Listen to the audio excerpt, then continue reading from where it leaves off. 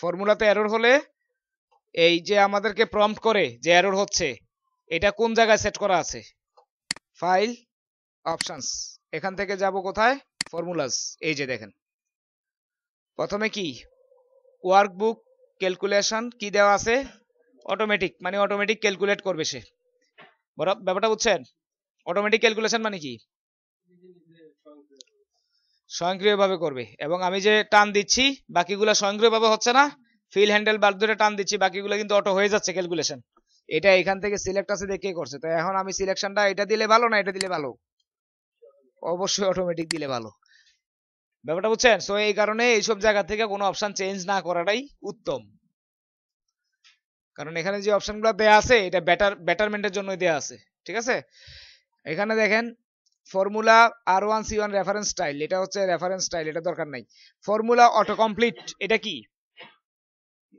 Formula লেখার সময় যে অটোমেটিক্যালি ওই যে ফর্মুলাটা, ওই যে কে জানি কালকে বলছিল যে এটা অফ করা যায় কিনা, হ্যাঁ আপনি বলছিলেন, ও হ্যাঁ হ্যাঁ, এই যে এটা হচ্ছে এখান থেকে এটা উঠে দিলে আর শেষ, আর আসবে না। ফর্মুলার নিচে দিয়ে আছে ফর্মুলার নাম টামদা আসে, অটো কমপ্লিট করে যে এটা আর আসবে না। সুবিধা, ফরাদের অসুবিধা হলে অফ করে দিবেন এখান থেকে। ঠিক আছে, হ্যাঁ। ফরাদ কি ম্যাথের? ও, দুই ম্যাথমেটিশিয়ান একসাথে পড়ছে, ঠিক আছে। আচ্ছা, হ্যাঁ হ্যাঁ, আচ্ছা। তারপরে দেখেন use table name in formulas. ফর্মুলার মধ্যে আমরা কোনো নেম ইউজ করতে পারি ইচ্ছা করলে। টেবিল নেম, টেবিল নেম বলতে কি বোঝানো হচ্ছে বলেন তো দেখি।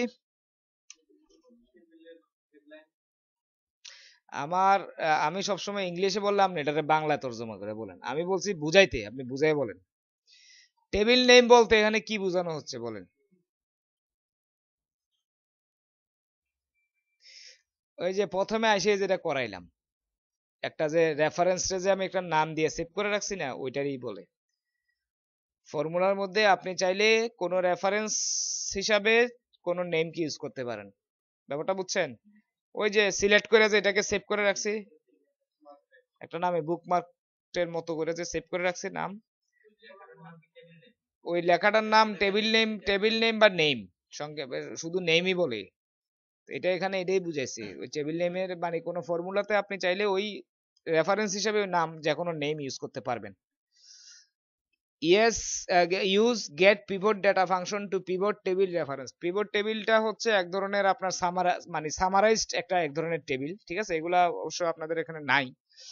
তো যাই হোক, এটা কোনো পিভট টেবিল তৈরি করলে সেই ক্ষেত্রে যাতে আমরা এই ফাংশনগুলো ইউজ করতে পারি। ঠিক আছে, গেট পিভট ডেটা, এটার জন্যই এটার টিক চিহ্ন দেওয়া আছে।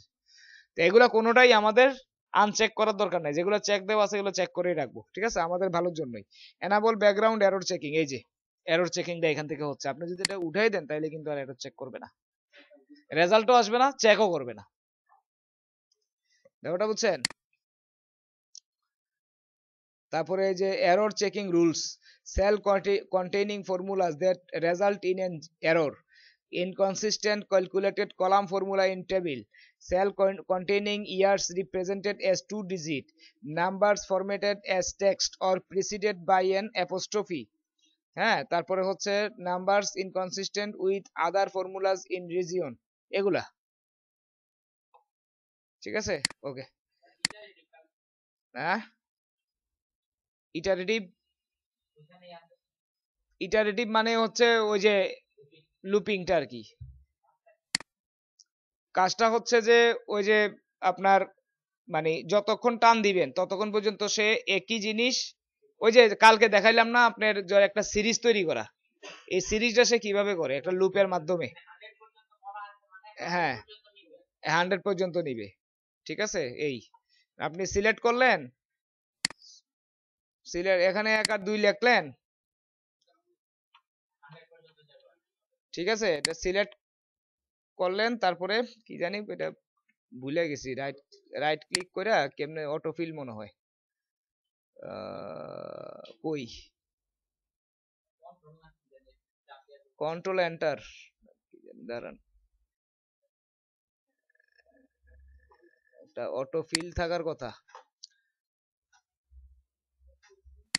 এই যে ফিল ডাউন, আচ্ছা এটা মানে যে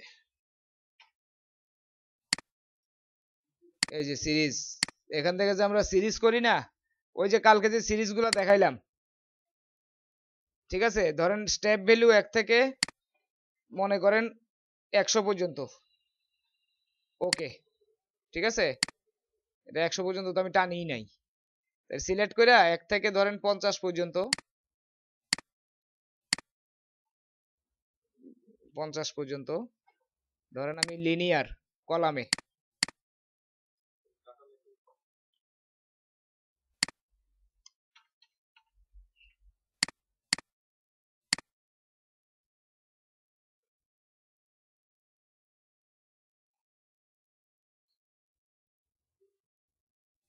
এই যে আসলো, এইটা কিন্তু একটা লুপিং এর কাজ, বুঝতে পারছেন? এই লুপিংটা সে কিভাবে করে, আনটিল আপনি যত যত ভ্যালু পর্যন্ত স্টপ ভ্যালু দিছেন, আনটিল দ্যাট ভ্যালু রিচেস, মানে হ্যাঁ, a certain task will occur again and again, again and again, ঠিক আছে, যতক্ষণ না পর্যন্ত আপনার স্টপ ভ্যালুটা পর্যন্ত সে যাচ্ছে, ততক্ষণ পর্যন্ত ওই একই কাজ বারবার করতে থাকে, অর্থাৎ একের সাথে এক যোগ করে 2, 2 এর সাথে এক যোগ করে 3, 3 এর সাথে এক যোগ করে 4, 4 এর সাথে এক যোগ করে 5, এইভাবে সে করতে থাকে, ঠিক আছে, এটা হচ্ছে একটা লুপ। আচ্ছা, বাইরে বৃষ্টি হচ্ছে না শুনলাম, হ্যাঁ, তো অনেক ঠান্ডা, আজকে বাড়াই দিবি একবারে।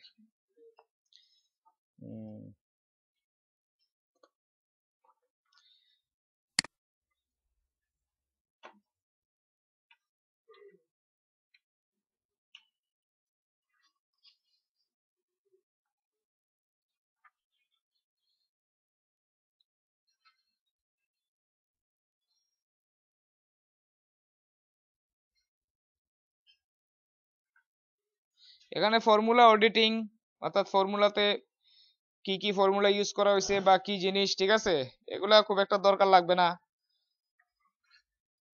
এগুলো আপনারা বাসাতে প্র্যাকটিস করে নিতে পারবেন। Convince bid start workbook located, যেমন আপনারা এই যে এখানে D20 সেলে যাওয়ার পরে formula tab, formula auditing group, kiss watch window, add watch dialog box, cell and click cell D8 appears in the formula bar. In the formula bar group, click trace precedence button, a blue arrow and point to D8. In the formula auditing group, click the remove arrows button. In the arrow appears, click A1. যেমন এই যে formula use করা হয়েছে না, এগুলো ধরেন এখানে আমাদের এই যে ফর্মুলার মধ্যে ফর্মুলা অডিটিং আছে, অডিট করা মানে কি, মানে কি কি ফর্মুলা ইউজ করা হয়েছে বা কি, এগুলো যদি আপনি আলাদা করে দেখতে চান, ঠিক আছে, এখানে ধরেন এই যে formula auditing group, watch window, এই যে ওয়াচ উইন্ডো, এটার মধ্যে দেখাবে আর কি কি কি ফর্মুলা আছে, ঠিক আছে, তারপরে add watch and then add watch dialog box, এই যে অ্যাড ওয়াচ, তারপর ধরেন আপনি এই যে এটা কি একটা ফর্মুলার মাধ্যমে আসছে না, এই যে অ্যাড ওয়াচ, অ্যাড অ্যাড করলাম, ঠিক আছে, click sell C40, click sell D8 আছে, in the formula auditing group trace precedence button, এবারে ধরেন ট্রেস প্রেসিডেন্স, এই যে দেখেন, অর্থাৎ আমার এই যে এটা, এই যে ফর্মুলাটা এখানে, এটা কিভাবে কিভাবে আসছে, এই যে দেখেন, প্রথমে এটা, এটা এবং এটা, এই দুইটা কলামকে সে লুক আপ করছে, ঠিক আছে, কিভাবে লুক আপ করছে, এইটার এক্সপেন্সটার সাথে বক্স আছে কিনা, কোনটার কোনটার সাথে বক্স আছে, ওইটাকে সে ম্যাচিং করছে, এই যে দেখেন বক্স এবং এই যে এক্সপেন্স, ঠিক আছে, ম্যাচিং কইরা যেগুলা বক্স পাইছে সেগুলা ইয়াগুলা যোগ কইরা এখানে বসাই দিছে, এভারেজ করে বসাই দিছে, বুঝছেন, এই যে এটা কিন্তু এভাবে দেখাচ্ছে, দেখেন তীর চিহ্ন দিয়া, মানে একটা দেখাইছে আর কি, ব্যাপারটা বুঝছেন, এই যে বক্স, বক্স অনুযায়ী এটার এক্সপেন্স, ওই অনুযায়ী এভারেজ, বুঝা গেছে। আবার মনে করেন যদি আমি এটা বার করি, এটা আমি অ্যাড করি, অ্যাড ওয়াচ, এটারে অ্যাড করলাম, হ্যাঁ, এখন এটা কত I6, এই যে I6, এখন এটা সিলেক্ট করে আমি ট্রেস প্রেসিডেন্ট দিচ্ছি, এই যে দেখেন এটারে ট্রেস করা হয়েছে কিভাবে, এটা কিভাবে আসছে, এই যে এক্সপেন্স, তারপরে ডেস্টিনেশন, তারপরে বক্স, মানে টাইপ, এই তিনোটার মিলাইয়া এটা হয়েছে, মানে যোগ কইরা। ঠিক আছে, মানে এটা এগুলা কোত্থেকে আসছে এগুলা কি ইন্ডিকেট করতেছে সে, কোন কোন কলাম থেকে ওইটা কিভাবে আসলো ফলাফলটা। ঠিক আছে, তো এইগুলা আমরা ওয়াচ উইন্ডোর মাধ্যমে আমরা অডিট করতে পারি, মানে ফর্মুলা কি, যে যে ফর্মুলাগুলো ইউজ করা হয়েছে এগুলো কোত্থেকে আসছে, কোন কোন কলাম বা কোন কোন রেফারেন্সের মাধ্যমে ওই ফর্মুলার রেজাল্টগুলা প্রডিউস হয়েছে, এটা ইচ্ছা করলে আমরা দেখতে পারি, এই আর কিছু না। ঠিক আছে, কোন বক্সটা? এই বক্সটা, এই যে অ্যাড, হ্যাঁ এটা এটা এটা আসছে যে আপনি কোন ফর্মুলাটা সম্বন্ধে, মনে করেন এই ফর্মুলাটা জানতে চাচ্ছেন, এগুলো কিন্তু যে কোনো সেল সিলেক্ট করলে আসবে না, যেখানে ফর্মুলা আছে যে সেলে, যেমন আমার এই সেলে ফর্মুলা আছে, এরকম ফর্মুলা সহ একটা সেল সিলেক্ট করে এখানে ইয়া দিবেন, অ্যাড ওয়াচ দিবেন, অ্যাড ওয়াচ দিলে এই যে সেলটা সিলেক্ট হবে, তারপরে ইয়া দিবেন, এই যে অ্যাডে ক্লিক করবেন, এই যে অ্যাড হয়ে যাবে, অ্যাড হয়ে যাওয়ার পরে এখন এটা সিলেক্ট করে ট্রেস করবেন যে কোন জায়গা থেকে আসলো, কিভাবে আসলো, ট্রেস প্রেসিডেন্ট দিলে এই যে চলে আসবে। ঠিক আছে, আচ্ছা এখন ধরেন আমি এগুলো ডিলিট করে দিচ্ছি, delete watch, delete watch, delete watch. ঠিক আছে,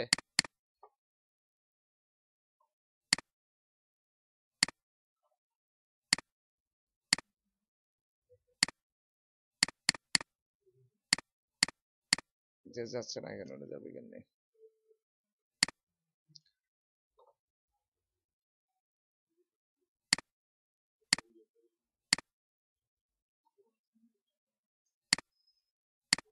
যেমন ধরেন আমি যদি ডিপেন্ডেন্সটা বাইর করতে চাই, একটা হচ্ছে প্রেসিডেন্টস, মানে প্রেসিড করছে কোনটা আগে কোনটা পরে, সে কিভাবে করছে করে ওই রেজাল্টটা বাইর করছে, ওইটা দেখলাম। এবার আমি যদি ডিপেন্ডেন্সটা বাইর করতে চাই যে এই ভ্যালুটা কোন ভ্যালুর উপর ডিপেন্ড হইয়া আসছে, তাইলে আবার একইভাবে ওয়াচ উইন্ডো ওপেন করব, অ্যাড ওয়াচে ক্লিক করব, এই যে অ্যাড ওয়াচ যেটা আমি সিলেক্ট করছি এটা রেফারেন্স চলে আসবে, অ্যাডে ক্লিক করব, তারপর এটা সিলেক্ট করে এই যে এটা ট্রেস ডিপেন্ডেন্টস, এটাতে ক্লিক করব।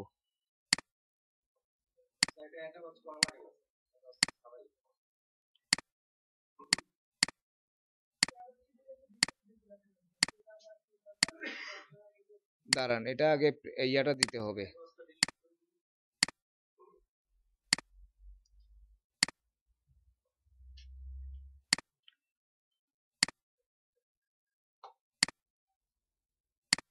এটা ইয়াটা আসতেছে না কেন? Trace division account found no formulas that refer to the active cell.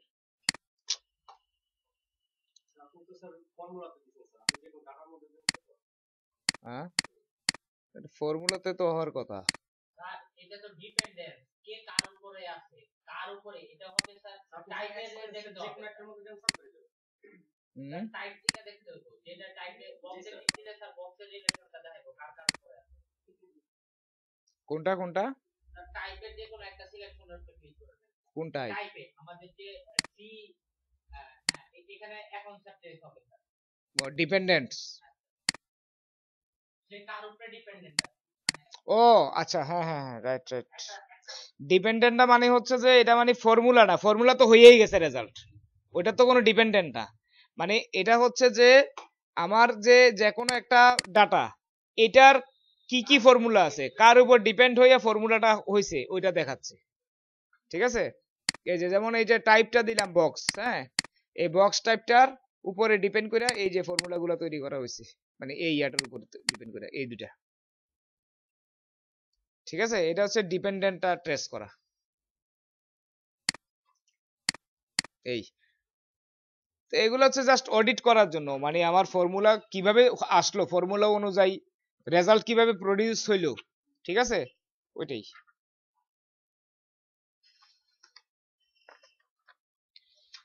আজকে এটুকুই।